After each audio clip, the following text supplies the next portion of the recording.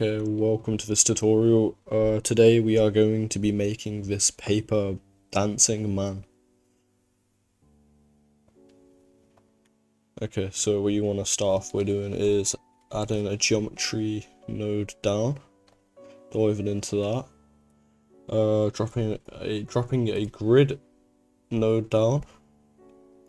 Putting the x as 1 and the y as 1.5. Adding a UV quick shade. So now you're gonna have to do something without me. You're gonna have to find like a poster like thing that I have, and I have it as this wanted poster, but you can pick whatever you want.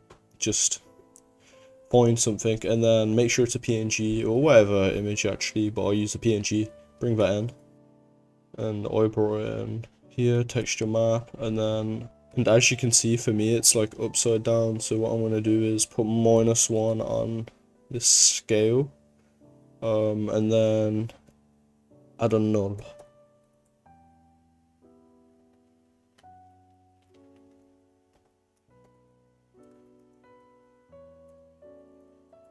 Just name it as something like that.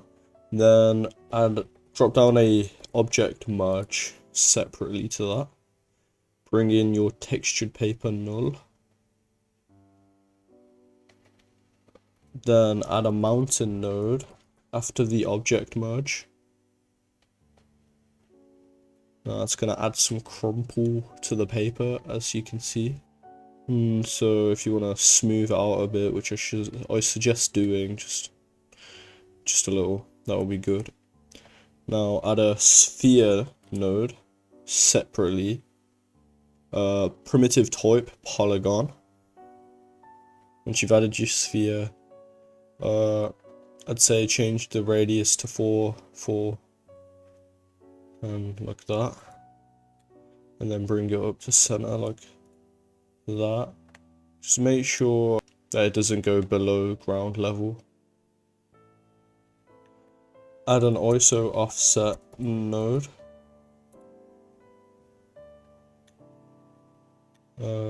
Uniform sampling divisions 150.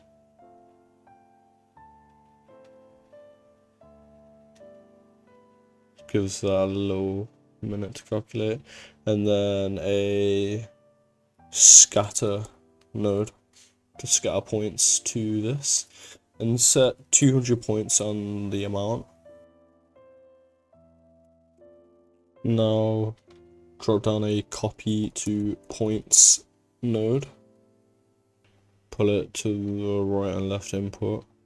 Mount it to the left. Scatter to the right. As you can see, the texture paper has been scattered to every single point. And now drop down a null. Name it as out.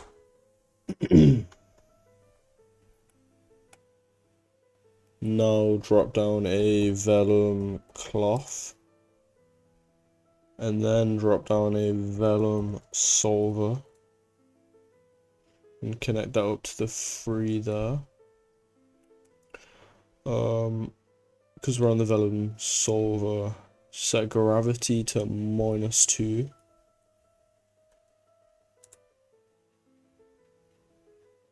On solver ground position, tick it on. And then turn off show collision on visualize. And then on vellum cloth, scroll down to bend and set stiffness as 100, and so this is so we don't get crazy weird distortion. And then dive into vellum solver. Inside the vellum solver, drop down a popper track, connect it up. Attraction type, points, match method, point per particle.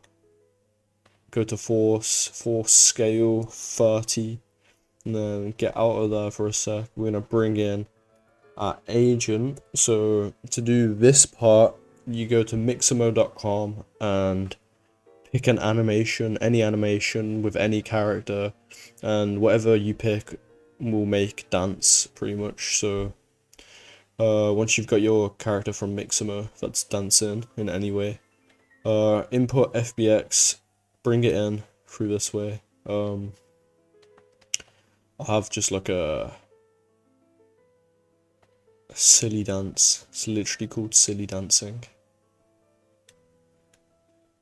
Once you've got that brought in, it's probably super small like that, which is not good. So we're gonna drop down a convert node, connect that up, and then drop down a transform uniform scale to 4. Drop down a null after that so that we can locate it when we need to do the SOP. So agent out, and then connect that to the very far right input of Vellum cloth. Go back onto agent. Where it says current clip, click this drop down menu and mixamo.com, and now it should be dancing. And if you go to the end of here, it's regular size. And on Vellum solver, make it visible. Jump into it.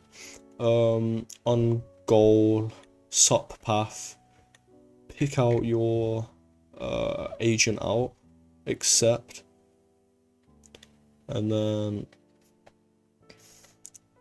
we're nearly there. So once you've done that, we've got the texture paper, and if you play that, it should work. It should be dancing. But before you get too excited, drop down a grid node, and we're gonna create the floor. So add a UV quick shade node, and then just get like a floor texture off the internet. Any floor, just pick a floor you like and pick it and bring it in. So I just had just a wooden floor, and then add a transform node to the end of that.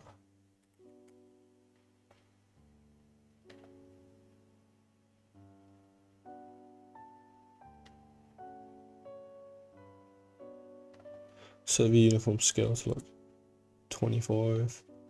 On UV quick shade, adjust the texture scale, so you might have to adjust this to your liking, but this works pretty well, I think. Then once you've done that, add a point light, so we get them shadows, we get them nice looking shadows. I'd sell it as like 30. Bring it a bit closer to it, center it as well. And you can always adjust this a bit further on. And then add another point light. Actually, before you do that though, make sure. Okay, now come up to this position here, right above it, so you get that spotlight effect. Point light. I'd say set the intensity like to 50, so it's quite, yeah, that'll be good. And again, you can adjust it, and then just play that out and see what it looks like. Check a render view as well, but that should be it. And so I'd recommend changing the intensity of the lights, just to, you know, really get the view of everything looking good. So like the top light, maybe to like 200, and the point light, the other one, to maybe like 60, and then maybe increasing the size of the floor. And yeah, that's how you create this paper man effect. Thank you for watching.